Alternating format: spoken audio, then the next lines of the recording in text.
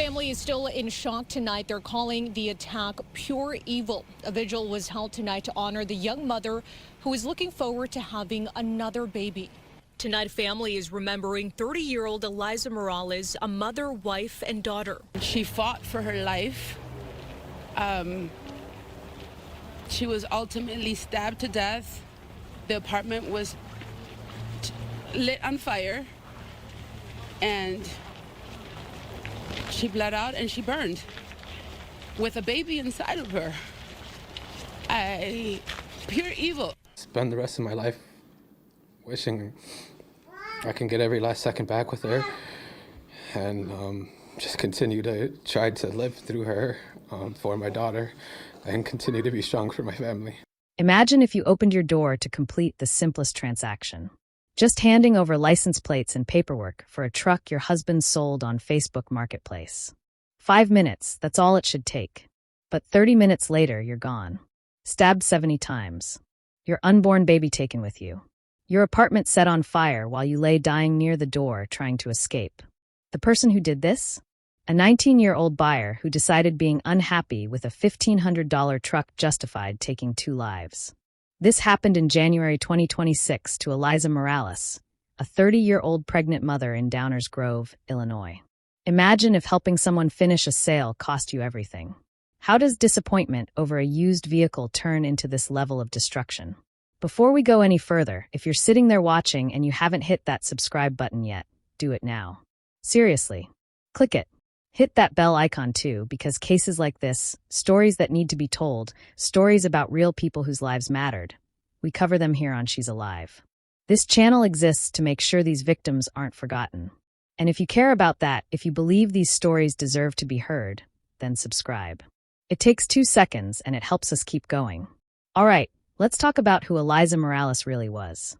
Because that matters. She wasn't just a headline. She was 30 years old. She worked in the payroll department at Lurie Children's Hospital. She was going to school while working full-time.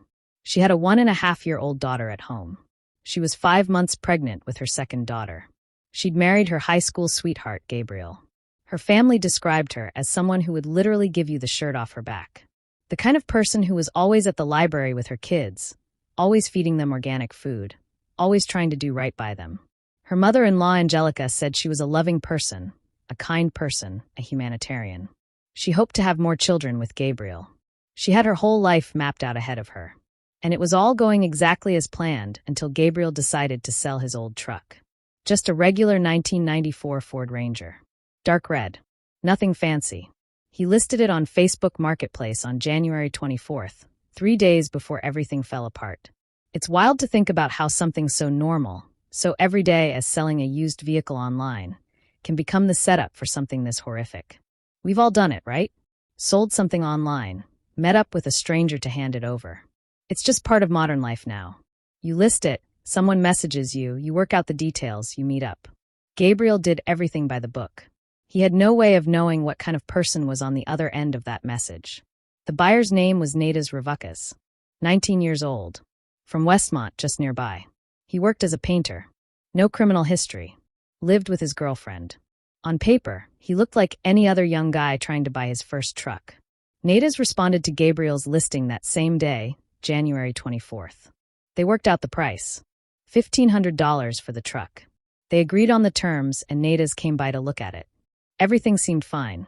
He took the truck home that day, but the license plates were still attached because you know how it is with vehicle sales. You need to handle the paperwork, transfer everything properly.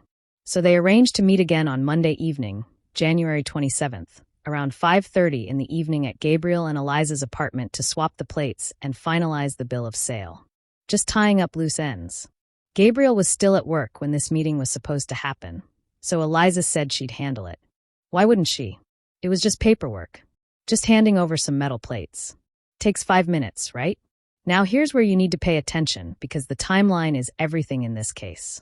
The apartment building had surveillance cameras, and thank God for that, because without them we might never know exactly what happened in those crucial minutes. At 5:28 in the evening, the cameras caught natives meeting Eliza in the vestibule of the building. They're talking. Everything looks normal. Then he steps outside briefly, and Eliza hands him a tool. probably a screwdriver to help remove the plates from the truck.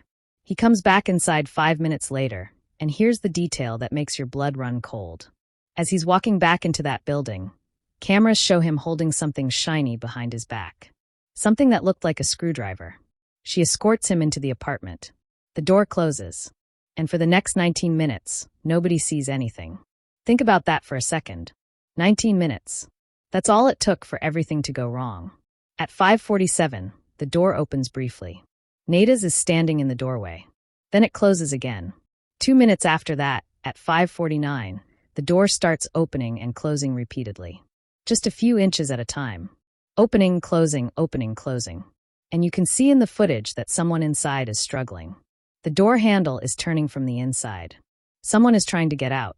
Someone is fighting for their life and trying to escape, and the door keeps slamming shut. Can you imagine what that must have been like? Being trapped in your own apartment, trying to get to that door, trying to get to safety, and you just can't make it? By 6:08 in the evening, smoke starts coming from underneath the apartment door. 1 minute later, the fire alarm goes off. Firefighters are called. Other residents in the building start evacuating because smoke is filling the hallways. When firefighters finally got inside that apartment, they found Eliza near the door, right where she'd been trying to escape. They got her into an ambulance, but it was too late. She was pronounced gone. And listen, I need to tell you something here that's going to be hard to hear, but you need to know the full truth of what happened to her. The autopsy found 70 stab wounds on her body. 70. Most of them to her head and neck. The medical examiner found defensive wounds, which means she fought back. She fought hard. There was soot in her airway, which means she was still breathing when the fire started. And the baby she was carrying, her unborn daughter at 5 months, didn't survive either. But it wasn't just Eliza who was attacked that night. The family had an elderly pit bull mix. That dog was stabbed between the eyes. Nada's later admitted he also kicked the dog. Somehow that animal managed to escape through a sliding door during the fire and survived. The dog is still being treated at a veterinary hospital. Even the family pet wasn't spared from this guy's rage. So what was Gabriel doing during all of this? He was at work. His mother Angelica lives nearby, and she saw the fire trucks, saw the smoke, and she called him immediately to tell him their apartment was on fire. Can you imagine getting that call? You're at work, everything's normal, and suddenly you're being told your home is burning, and you start racing back not knowing if your wife made it out. When Gabriel got that call, his whole world collapsed in an instant. He rushed home to find police everywhere, fire trucks blocking the street, neighbors standing outside watching smoke pour from his apartment. And then someone had to tell him, your wife didn't make it. Your unborn daughter didn't make it. Just like that, in the time it took him to drive home from work, his entire family was gone. Their 2-year-old daughter wasn't home at the time, and honestly, that's the only mercy in this entire situation. At least she didn't witness what happened to her mother. Now the police had to figure out what happened, and more importantly, who did this. They started reviewing that surveillance footage immediately, and when they saw Nada's was the last person to enter that apartment, they knew exactly where to look. Remember, he'd driven off in that Ford Ranger. Officers tracked down his address in Westmont, where he lived with his girlfriend, and sure enough, there's the truck sitting in the driveway. They arrested him at 11:42 that night, less than 6 hours after Eliza died. When they searched his home the next day, they found boots and clothing with what appeared to be blood on them. They found blood inside the truck too, on the driver's door and steering wheel. And here's something that really tells you about his mindset after what he'd done. There was $200 in cash sitting on the driver's seat. Some of it stained with blood. Money he'd taken from Eliza or from the apartment. At first, when detectives interviewed him, Nada's tried to lie his way out of it. He said, yeah, he was there to get the plates and paperwork, said he left through the main entrance, said he had nothing to do with what happened. But the surveillance footage didn't show him leaving. There's no video of him walking out of that building. So they pressed him, and eventually he confessed.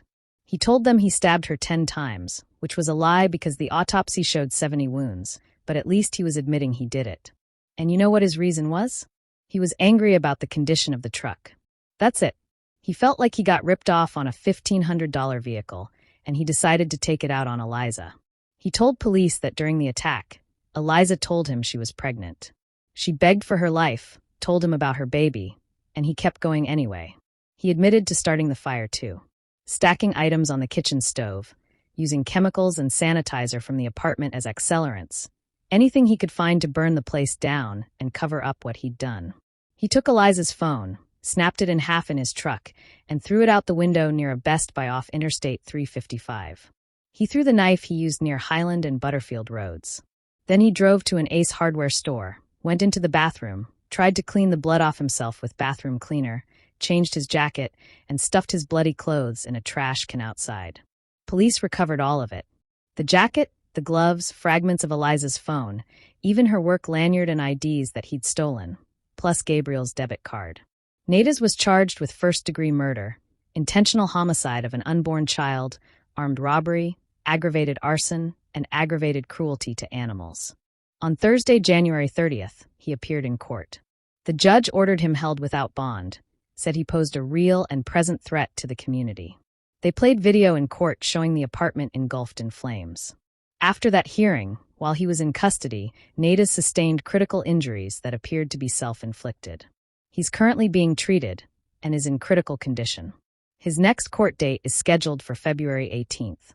Prosecutors say they have an enormous amount of evidence, including his confession, and they're still waiting on results from forensic testing, including a sexual assault kit.